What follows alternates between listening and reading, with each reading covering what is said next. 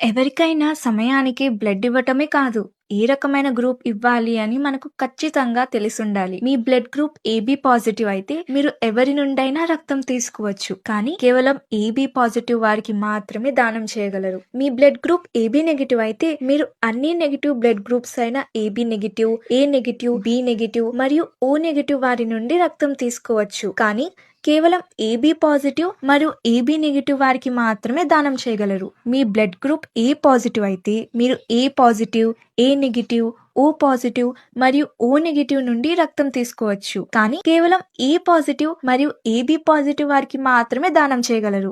అదే ఏ నెగిటివ్ అయితే మీరు కేవలం ఏ నెగిటివ్ మరియు ఓ నెగిటివ్ నుండి మాత్రమే రక్తం తీసుకోవచ్చు. కానీ A positive, A negative, AB positive మరియు ఏబీ నెగిటివ్ వారికి దానం చేయవచ్చు. మీ బ్లడ్ గ్రూప్ బి పాజిటివ్ అయితే మీరు B positive, B negative, O positive మరియు ఓ నెగిటివ్ నుండి రక్తం తీసుకోవచ్చు. కానీ కేవలం బి పాజిటివ్ మరియు ఏబీ పాజిటివ్ వారికి మాత్రమే దానం చేయగలరు.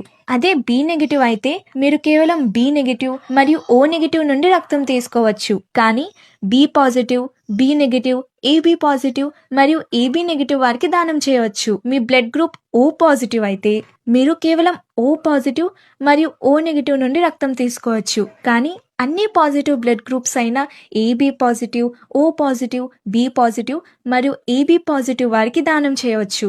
ఒకవేళ ఓ నెగిటివ్ అయితే మీరు కేవలం ఓ నెగిటివ్ నుండి మాత్రమే రక్తం తీసుకోవచ్చు. కానీ అన్ని గ్రూప్లకి రక్తం దానం చేయవచ్చు. మరి మీ బ్లడ్ గ్రూప్ ఏంటో కామెంట్ చేసి ఖచ్చితంగా చెప్పండి.